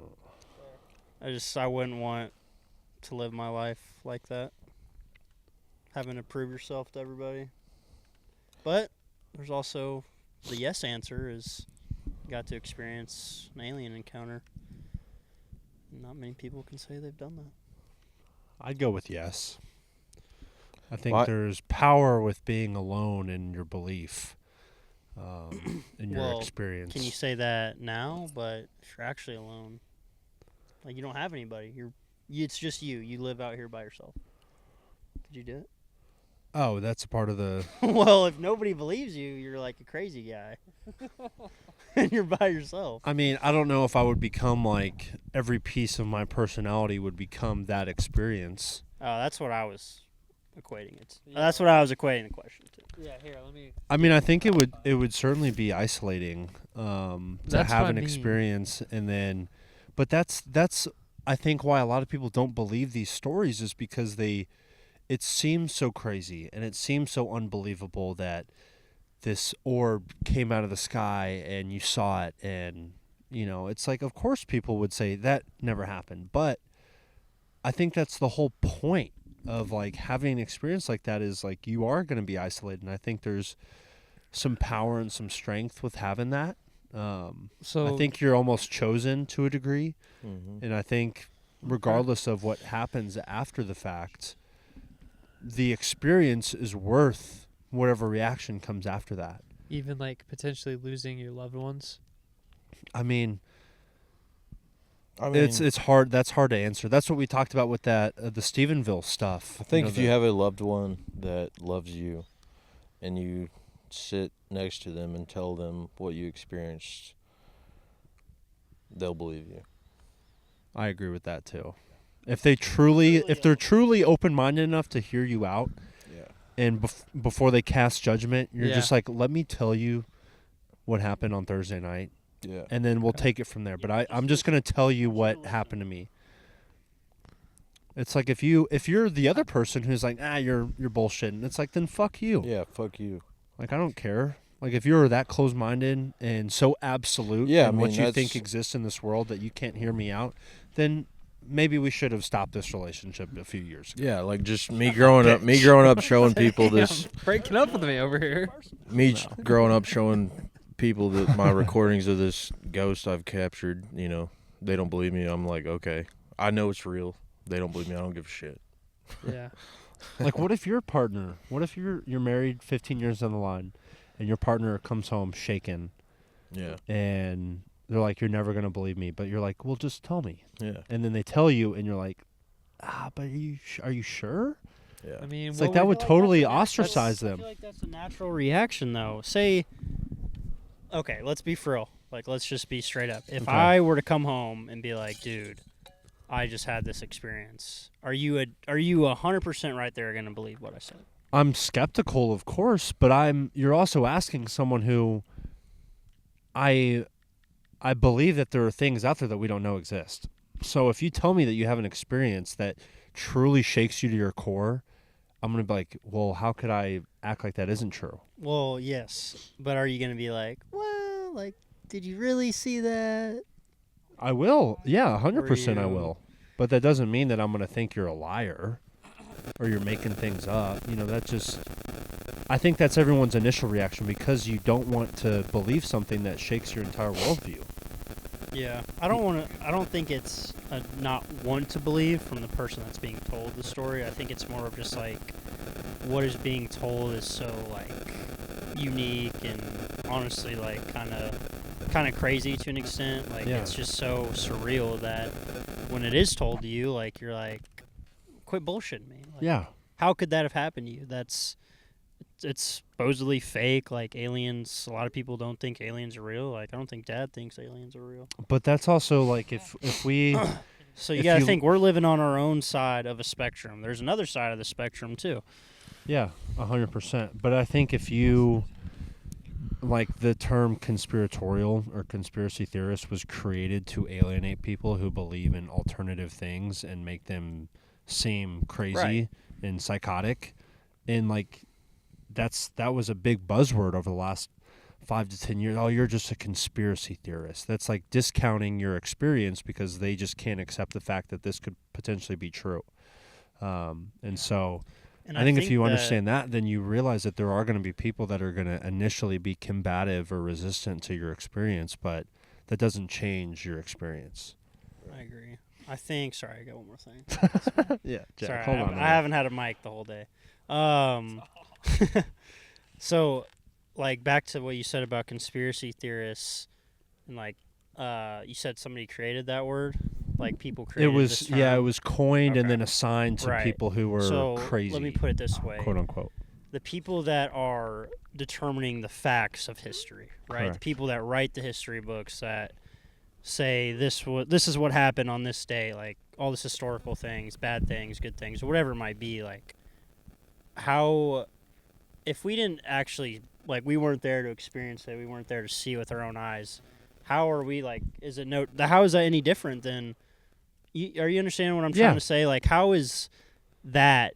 Like, okay, JFK was shot by Lee Harvey Oswald, right? Yeah. That's the fact. How is that not the conspiracy? No, none of us were fucking there. We don't know. So how is us, thinking that You've heard of Building the 7? second shooter or whoever, just all these different theories? It's like there's somebody that sets the initial conspiracy theory, and that's the fucking government, and they're running the world. So. Yeah, no, I hear you. It's Well said, yeah. brother. If you weren't alive and you weren't there to witness it, then how could you say that it's true or untrue? We are. That is what is crazy to me. It's like we. Yeah, as I am a teacher, that is my profession. I'm saying that. Yeah, actually, never mind. Cut that out. Like, I've been seeing a lot of this stuff about. I think it's the Rothschilds, who have written all the fucking history books, the science books, all these different things. It's like they could just be making this shit up. Like, how do we know what happened in the 1800s? Son, It's let all- me tell you, a word called propaganda. Yeah, it's all propaganda and word of mouth and bullshit. Well, you could even take it a step further. Like, how do we know the Earth is round? We don't. How do we know what we're breathing is oxygen? How do we know that We're told something and we're supposed to believe it. And then there's the people if you that- can't prove Yeah, that's it? what bothers me, man, because with all this alien stuff coming out, they're like, oh, this defies science. Well, what the fuck is science? That's just something we put on paper that we believe, Preach. Preach. The scientific method. You have to In prove reality, it for it to the be human true. being doesn't know shit. Yeah, We're fucking idiots. but that's Fucking, kind of going back to what you were saying, Cal. I think I certainly have a problem or a hesitancy to believe and listen to folks who they speak in absolutes, where like everything is like it's either this way or the other way, and kind of what Sam was talking about. At the end of the day, you don't fucking know. You don't Exactly, know. yeah. Sure, you can say that the Big Bang Theory. You can and have your hypothesis. this, yeah, you can you can believe what you believe, but if someone has something that is different than what you believe, and you say, that can't be true, I'm like, well, you don't know. Like, Yeah. you truly do not know at the end of the day. So how could you ever Have an say opinion something on is it. absolute? I think that's the beauty of the world we live in. When it's beautiful and it's not bad, it's everyone has their own opinions, their own values, their own thing, or their It's own the ways free they market view. of ideas. Right. Like we all have a different viewpoint on aliens. We all think of it when we hear the word alien, all of us go to a different headspace. And that's fine because nobody knows what the fucking alien is. Right? It's like the freedom of speech. We have this ability to all talk together about what we think, what we believe, and we respect the fact that you might think something that I don't agree with, and you might agree with something that I disagree with. You know, it Yeah. can be I'm always right. it could be something different. But I think Sam, you didn't answer it. Did you want to like have the alien abduction, but then viewed as like a I would not want to pariah? have the alien abduction just for the fact that I don't want them to fuck with me, and I wouldn't want to have it because I already know it's real. Sam, have you heard of any of these alien abductions that are sexual in nature? Yeah. Yeah, I told Jack this, and he thought I was crazy. That they were Yeah. taking sperm and taking eggs. Yes. Yes. Yes. Yes. Really? Yeah, Yes. thank I you. think these aliens are. Horny alien. I think it's. This is what I believe. I think it is a humanoid in the future. Mm. And just like it takes, 3,000 light years to get to Mars, an alien that can travel here today in 2 seconds, that is a human that's 3,000 years in advance than we are. And if you do the research, every alien that we see, we interact with, is a form of a humanoid. And, Which is why. Sorry to interrupt you. The Uncanny Valley complex. You ever heard of that before? yeah. I have that complex. Things that resemble humans. And if you look at hieroglyphics, if you look at ancient, writing, every single civilization in the world has pictures and drawings of crafts. It's in the Bible, in Ezekiel, the flying wheel, it's everywhere. Yeah, it's that's literally weird. everywhere. It's in the Bible, really? It's in the Bible, in Ezekiel. Yep. Yeah, like I'm reading Revelation right now. There's so much in there. It's just like, what does this even mean? It's so weird, but That's what the Book of Enoch. I haven't read it yet, but yeah, at the end of the day, you can understand though why someone would think you're crazy. Like if you came home and you said, "Babe, last night I was abducted into an alien ship, and I was raped by a female alien." How can you? You can understand why she would think you're psycho. If you said something so crazy. Well, like I that. hope you wouldn't say it like that. Well, how would you be like real Hey, serious? babe, I was abducted and raped by a female alien. Is that believe what we me. were talking about here? You said there's I mean, if alien you're gonna- abductions that if are you're gonna- sexual. Talk about it like a freaking retard, then. So you're getting emotional because I'm No, because saying I something think that you no, disagree with. the example that you just provided is so small-brained. Babe, I just got abducted by an alien and raped. You laughed. I didn't laugh. But it's like I understand it's for the conversational point of like simplifying the Okay, experience. but hear me out then now. Say a random homeless guy on the street comes up to you and is like, "You won't believe what I just found out. I've been eating my shit for the last 5 days, and you know what I found out? I found God through eating my own shit. You have to try it." first thing I'd say is, believe "Are me? you sober?" What if he's like, He "Yes"? said, "No, I'm smoking crack." I said, "Okay." right, The, go the eat your point poop is, salad. the point is, it's something that's so crazy, like to believe that, No, No, I mean I do believe that. Do you kind of get what I'm saying? Yeah, I do believe. I think you have to look at the credibility of the person first. If someone is notorious for being a liar and clearly having bad decision making, I do have a then question you have for to be y'all, a though. little bit more skeptical. But if Y'all- someone has credibility and they're a smart person and they're honest and they're intelligent and they come to you with this story, it's like, man, this is so outside your character and what I thought you were, that, like, why is this happening? You know, like if a crackhead goes, I just saw God. You'd be like, Man, no, I you wish didn't. we You could saw watch the that crack pipe. documentary tonight. Really want to. I want to watch the documentary with y'all. You saw the fent zombie. We need to. My question is, with today's technology and literally what we have that they won't tell us about, do y'all believe that there's a cure for cancer? Yeah, Mm-hmm. I believe that too. So they could come up with a COVID vaccine and Yeah, record time. yeah. Let's get back. I want to get on this realm. Yes. I agree. Yeah, so they came up with a COVID vaccine within 4 to 8 months, roughly, from Yep. when, you know, that shit first was made in the lab and Yep. put onto the people to control the masses and divide us to create racial Yep. differences between us and put us against each other.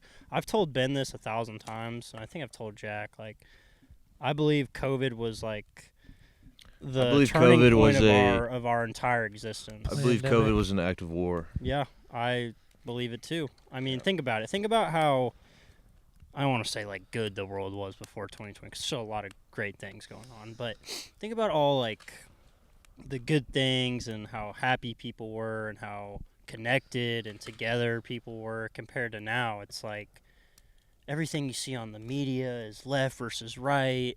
Liberal versus conservative, black versus white. It's like everything that you see on the media, for the most part, is trying to put us against each other. It's trying for the human public to believe a certain narrative. Yeah, and the reality is that people are fucking tired of being told what to fucking believe, Yeah. and they're starting to revolt. And now we just want to know the truth, but we don't know what's truth and what's fake anymore. Oh, we know it's real. So that's actually a good point, Sam, because in the open your third times eye. of The AI, AI. Yeah. how do you know it's true? Like, you have to don't. fall back on your beliefs and your system of beliefs. But let's establish what you mean, Cal. Do you think that COVID was purposely created and released to get more control over the people? Absolutely. I Think so about it. It too. was an election year. Think about 2016. What happened in 2016? Donald Trump was elected. Riots. At the White House. Riots. Okay, what happened in 2012? Ebola. Yep. There's always something happening around election year that Always something. that makes people choose a side, because obviously the left and the right are going to have different ways they want to attack this said problem. And so the government creates this issue, and they make people choose. And they did a great job with COVID, because it, I mean, think about it. They made a lot of money. Did y'all Think get the about- vaccine? Hell no. I got one vaccine. Hell no. I got Absolutely one not. vaccine, and And I'm pissed I got it. For real. I was literally just telling this story to you. This is when I was playing college football, and so we had to get COVID tested. I think it was twice a week, maybe once a week, maybe even once every 2 weeks. I can't remember. But if you weren't vaccinated, you had to get tested. Yeah. If And you were vaccinated, you didn't. where I And went to so- college, Yeah, you that's so stupid. to continue going to that college, you had to get the vaccine. Dude, that's what happened with my dad with the Red Sox. Yeah. A lot of these, I'm pretty sure every MLB team. That's why I got the vaccine. I mean, just think about that, right? Just think about that sentence just for 1 second. I had to get a vaccine to be able to go to this college still. Exactly. This new vaccine that was created in less than 6 months. Yep. Like, that's fucking insane. Never been studied. There's no human That's trials. insane. And people were just, and Joe Biden went on stage and took a fake COVID shot in front of people. They were going door to door in like New York and New Jersey, wherever the fuck they were. It was a mass psychosis. Like, and people were, I had the friends news that, channels were saying, if you get the COVID vaccine. You can enjoy time with your family. They were having fucking old people die alone because they had COVID. They weren't allowing these people to see their families, bro. Yeah. That shit pisses me off. Imagine your wife giving birth, and you gotta stay behind a fucking. Dude, I had a kid during COVID, and it was wild. Yeah, bro, it's It was wild. terrible. And it's just like, at what point does this just keep happening? I think, like I just said, I think people are starting to wake up, but it's like, there's not much that we can do. Like, what else can we do besides just talk about it and bring awareness? I think that's a good first That's all- step. that's all All you we can do is literally turn the TV on and see the news and believe what we want to believe. Have you seen the clips of, like, all the news channels being played at the same exact time, and it's the same exact Yeah. paragraph? They had the death toll counter Oh yeah, man. on I CNN. mean, and it's like 770,000 people, and it's like this fear porn of Yeah. hey, you can't have a party with more than 6 people. You know, you need to limit talking. Don't sing. Don't. Gavin Newsom did this shit, and then they're gonna go out and drink their wine and Close all the beaches. fill their bellies. It's like, fuck you, fuck your people, fuck all of you who have tried to create this holier than thou, rules for thee, not for me. Go to hell, and I'll fucking see you there. COVID's crazy, man.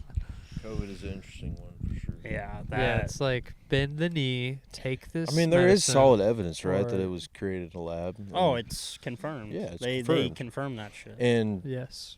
you know, besides us, if we told that to the common human, they'd be like, "What the fuck are you talking So, about?" like, that was Yeah, being they'd get said upset. They right when wouldn't know. COVID was happening. That it was made in a lab, and people are like, "Are you fucking crazy?" Like, yeah, they Doctors. they did. literally Elon had to buy fucking Twitter.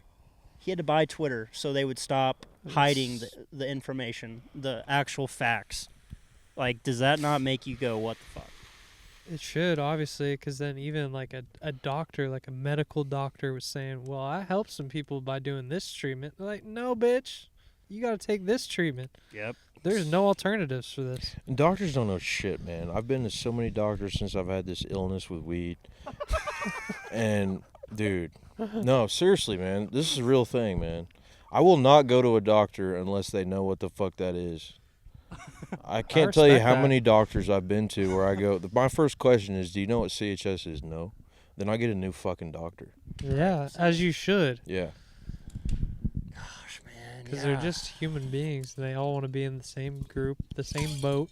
They don't My want to rock the sister's boat.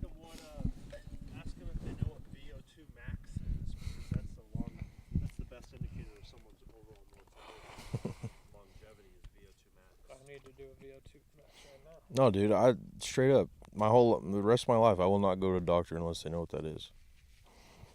When you find out that they have an incentive to push certain medications, and then you start to question, like, well, why would they want to get me healthy when they could just give me a pill for the rest of my life on the month, and they make more money if they actually don't get me healthy? Mm-hmm. Then your whole mind starts to spin about everything. There's this girl named Alice Moon that supposedly legalized marijuana in Colorado. She was big on the board or whatever, and she has CHS as bad as I do, and she's trying to find a cure. Her life goal is to find a cure for it, and she doesn't have any data. She doesn't have enough people, and I called her on the phone, dude, when I was sick, and I told her my whole story, and she said, "You will be part of the cure." Yeah. What? Her name's Alice Moon. Look her up. Alice Moon. That's really cool. Yeah. What is the cure? Or what's There is no steps cure. forward? Just to stop smoking. Yeah. There is no cure right now. Wow. But it was really cool to have this person so dedicated to finding a cure and to tell her my story, and then to have my story like published. It was just Yeah, it's good knowing that someone else is going Yeah. through a Yeah, similar exactly. struggle, similar battle. because her goal is to be able to smoke again. And I'd honestly say that's my goal too. But Yeah. So back to, I was going to bring this up, back to the COVID medicine, what you were just talking about, Jack. Yeah. Alternative. So I don't know if this is true. I remember reading it somewhere. Y'all can fact check me if it's not true. But is this true that America is the only country in the world that is allowed to commercialize medicine products. I heard that. I think that's true. I think we're one of 2 countries in the whole world that allow Give the mic. advertising. I think the entire pharmaceutical / medical industry is a complete fucking scam. Mm-hmm. So then that, so Dude, I say that when I went to the yeah. hospital, when we were at Joe T's, I told y'all, Mm-hmm. my bill to the hospital was $450,000. What? Yes. What, dude? And I went to the emergency room twice beforehand, and they charged me for x-rays that I did not get. They charged me for treatments that I did not get. It's all a fucking money scam. And I went to this emergency room and I said, I was pissed. I was like, this is fucking illegal. And they was Yeah. like, I don't know what to say to you right now. Yeah. So the doctor, don't ever go to an I emergency feel like room, that's bro. that's like a very helpless Yeah. feeling. Like you feel like this place is supposed to be. No, I'm paying Satan. off a hospital bill right now for 48 more months of my life for crazy. shit that I didn't even get. And there's nothing I can do about it. You can't get it taken off your bill. Nothing I can do about it. Still pay it. You have to pay it or you go to jail or you fucking... No, dude, I'm Yeah. It's a father. I owe like $5,000 to the hospital, and it's for shit that I didn't even get. And it made me like going through all that this year has made me realize that the fucking medical industry is a fucking clusterfuck, dude. Yeah. It's crazy and it makes you mad, but there's nothing we can do about it. Yeah, just stay healthy in other ways instead of needing to go there. But that was the thing that, we talked about a few podcasts ago, creating more incentives for people to be healthy Yeah. and more of a financial reward system for people who are healthy and who aren't 50% body fat and have a gym membership and, go to the farmer and buy there should be incentives for people to make these decisions that we all can agree on will help you live longer and help you with your quality of life. That But I it's the agree. exact Just opposite. think about it, dude. The average human being goes to work, eats shit, goes, might Slop. eat fast It's food or slop. a restaurant, 2,000 calorie dinner, and just is unhealthy, man. Is Antidepressants. unhealthy, man. Yeah, they're- Antidepressants, SSRIs. I mean, I fucking take them and it pisses me off. Yeah, people Yeah. are tired from being sedentary. And it's just, It's like you sit all day, and that does make you tired. dude, I've been on SSRIs since I was 12 years old. And I can't tell you, yeah. And I can't get off of them. Because if I don't take them by 10 a.m. tomorrow, I'll go crazy, bro. What? Like my brain, I don't even know how to explain it, bro. You feel ill. It's like an addiction. It's an addiction. Mm. Yeah, you have withdrawals. And dude. that's crazy, horrible. bro. Yeah, it's horrible. And So you're on them for the rest of your life now because you can't get I off? mean, I can get off them at some point, but I've tried my whole life and I haven't been able to do it. One time I went cold turkey here. I spent 7 days up here, and I couldn't do it. I fucking was scared. I thought I was gonna kill myself. Like, it was crazy, bro. Mm. Like, it makes you can feel it in your fucking brain, dude. It just, something happens, and I don't know how to explain it, but Can't even begin to understand yeah. what that's like. Yeah, I mean, I broke my back when I was 12. Got depressed. Oh, I forgot about that. Really bad experience. Yeah, that was on a 4-wheeler. First wasn't trauma in my, that was trauma in my life. I had major trauma in my life, and I broke my back when I was 12. And I got depressed. I played football, baseball, basketball. I couldn't play anymore. I couldn't do anything. And because my back hurt so fucking bad. So what did I do? I got into Mac Miller and I started smoking weed. But my parents knew I was depressed and they put me on this. So I don't blame them, but I do blame them at the same time because they made me go to this doctor, and I mean, he put me on all kind of shit. Yeah. And so I was 12, bro. I can't get off of it. Thinking back on it, which I'm sure you've probably reflected on it a ton, what other, I guess, medication or protocol would you have done for yourself if you knew that, like, okay, I can't get an SSRI? What do you think would have helped you at that point? Marijuana. Really? But it took me to be in a low place to say, yeah, let's go smoke weed at Stovall Park in Arlington. That was the first time I smoked weed. That's Agtown. With Logan St. Germain. Oh my God. Yes. Big Logan, bro. Him and Higgy. Oh, wow. Hunter Higginbotham. That was the first time first time I ever smoked weed in my life was with Higgy and Logan at Stovall Park. And from there on, I kept smoking. The day changed you. Yeah. Well, I mean, we've talked a lot about different remedies, pain remedies, from psilocybin to ketamine to... I've had ketamine before. So when me and my baby mama broke up, I got super duper, like, low. Yeah. Like the lowest of low you can possibly go as a human being. And I didn't know what to do. And I spent $20,000 of my own money on ketamine treatment. And all I got to say is I think it's a cure for depression. Wow. But you have to get it once a week. It definitely wears off, and it's $500 for an hour. And What the crap? if I could take ketamine once a week, I could stop SSRIs, 100%. But because your ketamine isn't covered by any type of medical provider, you got to pay out of pocket. Most people can't Right, afford but that. just being on ketamine, and I can't explain what it does to your brain, bro, but I would be so depressed, and I would be on this ketamine, and I would sit there with the doctor next to me, and I would think to myself, this is a cure for depression, straight up. Like, I'm happy right now. Like, it's... Like, would that be a cure in the sense that you take it one Once a day every week. week for the rest of your life? Yeah. Yeah. So it's like it's an alternative treatment to SSRIs, Correct. but it has it's better than SSRIs then, in your opinion? I mean, I don't even know what it is. You just have to take it once a week versus every day. You don't trip.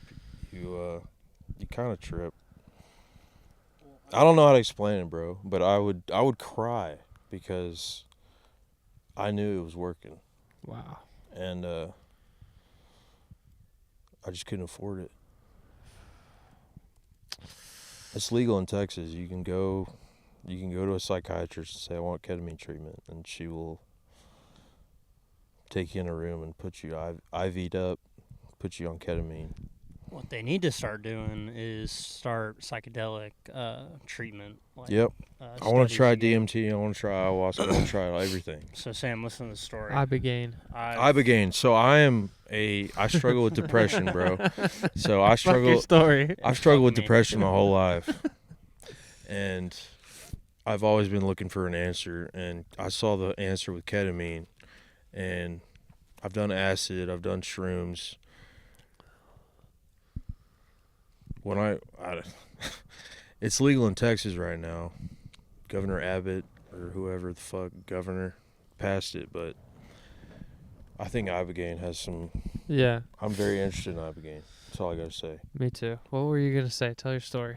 Back to like the psychedelic research and all that stuff. I think yeah. I told both of you about this, but I wrote a paper in college in one of my English classes about psychedelic medicine and studies they used to do back in like the early 60s, or excuse me, early 70s, late 60s sort of, and they were testing God, I can't remember all the. Oh, dude, there's a name for it. I'm trying to think. Yeah, but basically they were trying all these different psychedelics like psilocybin, MDMA, all that stuff on They even did on Charles Manson.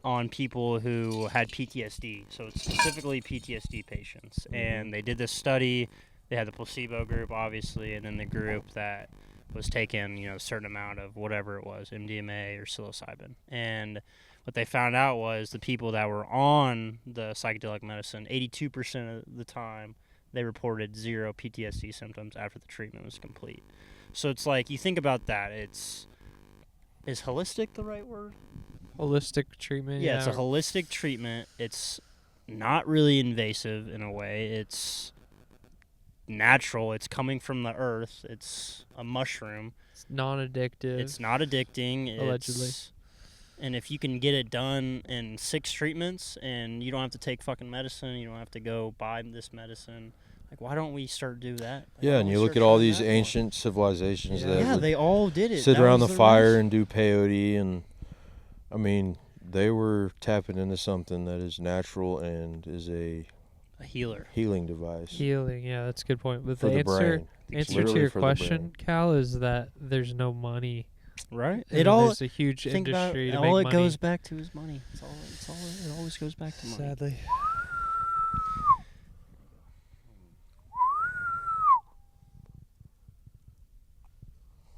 They're on the property. Those are on the property. Let's go find them. Yeah. Yeah, if there's not a way for them to monetize something, then they're not gonna give it to. Just like the fucking people. CoStar, bro. What's CoStar? Dude, CoStar is this website me and Jack use for work, and that's the only company in the world. Yeah. It's CoStar and MLS, bro. And that's it. And my dad has to pay $60,000 a year for CoStar. Is that like a CMS tool or something? It's a database. Oh yeah. But there's not one company like it. There's nothing. It's just CoStar.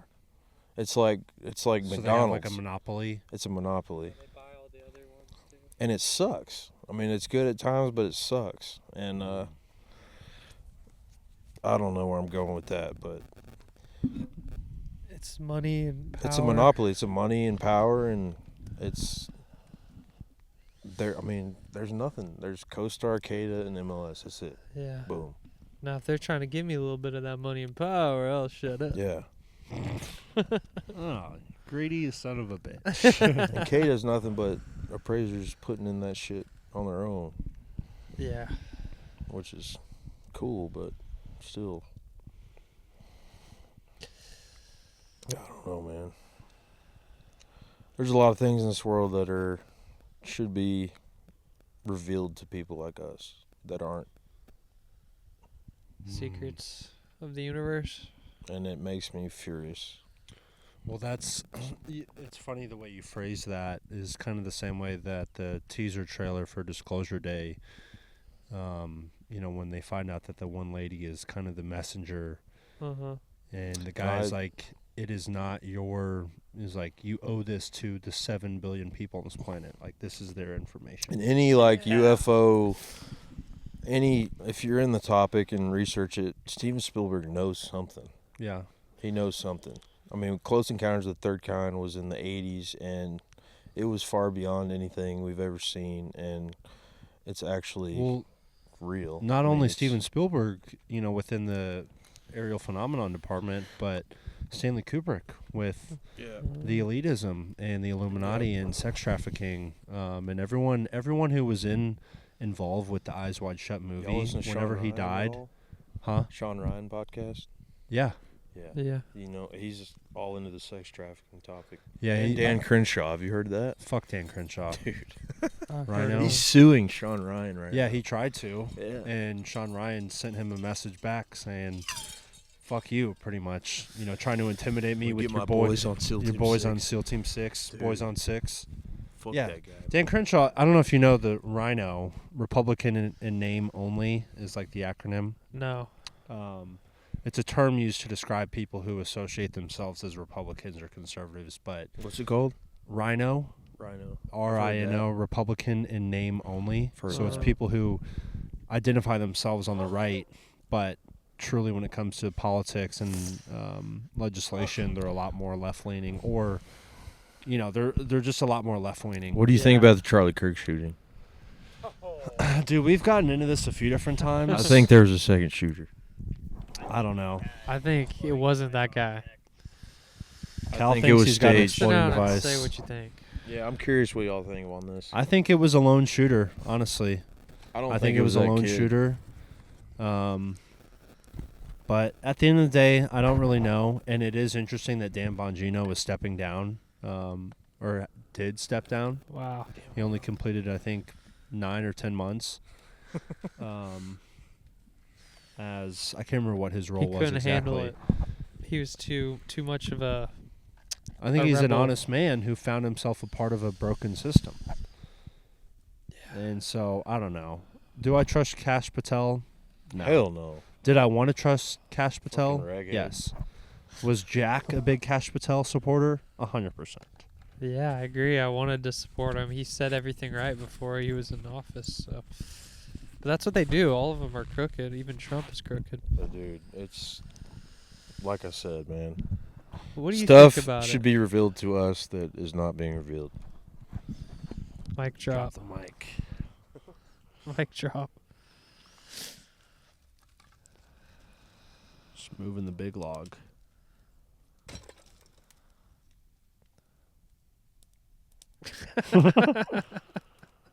That's an American patriot right there. It's an American spirit, actually. Damn, you see how the moon is lighting up those clouds? It's all just a reflection. What do y'all think about Three Eye Atlas? Fuck See, the I IRS. certainly believe that to be some type of UAP. Me too, 100%. Like, You know Avi Loeb? the sizing of it. the, Hey, This- Bobby Loeb, I tell these stories about. Dude, he's got it, dude. I don't know. We It's don't have to made go out there, of but mostly titanium. Three Eye Atlas is very interesting to me.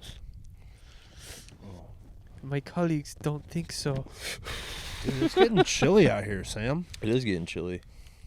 I need to get this fire going. I know, it died on us. What do y'all think about the statement, ignorance is bliss? Very true. Come tell me, Cal. When you're a kid, you have no cares in the world.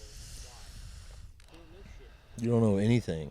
You don't know what you don't know. And then when you do know something, you don't know if that's even true or not. You're back at square one. Knowledge is power. Like, dude, we've gone to college. We fucking have been educated. But in reality, what we've been educated with, is that even true It's or the not? Rothschilds. Like, we are educated men. But Yeah, was our letters. education based off facts or whatever the fuck somebody believes? They're based off a narrative. Yep. We're solving problems over here. Did you like my Avi Loeb impression? Oh! Twist an I ankle. want to go to the Sphere, though. You said what? Avi Loeb's observatory is at the Sphere in Las Vegas. Oh yeah, that was actually kind of I cool. want to go there, man. Been to Vegas once. I love Vegas. 13, in a though. way. I didn't have a good experience. I played craps. That's fun. Oh, yeah, I won it. Most money I've ever won gambling is $80. I was big ups and downs. Blackjack, I lost a lot, and craps, I made it back. So I lost $400 in one hand on the blackjack. And I said, boys, I'm done. it's it's like addicting. The highs and lows of it. Yep.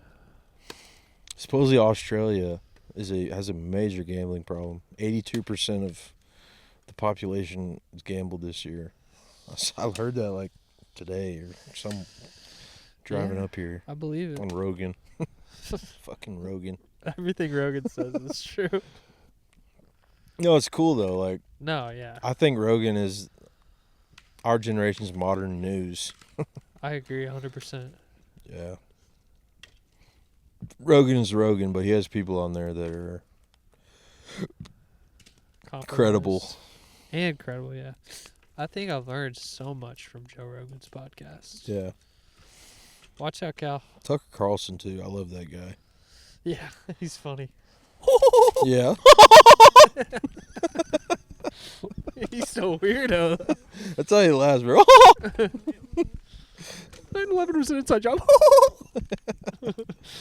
Yeah, he's funny, man. You But got them Alps? Are they in yet? no, they just got delivered That'd to my parents' house. I told my parents I got 25 cans coming in hot. No, Got these guys putting in the fire. I got enough wood for like a week. I got some work to do, but I got all that wood in like 2 hours. That was crazy. Impressive. I was drunk. we're about 2 hours in on the pod. This has been a good pod. I agree. Really good pod. I actually tried hard on this pod. Thank you. We appreciate it. We've had some pods where we're on mushrooms and Had to put the kibosh. had to put it on pause. Yeah. Like, do you really mean that? Pause. No, this has been a good pod for sure. I see your fucking pods. You do? I get on YouTube and it's like recommended Jack Robinson. Fucking Tylenol is causing autism.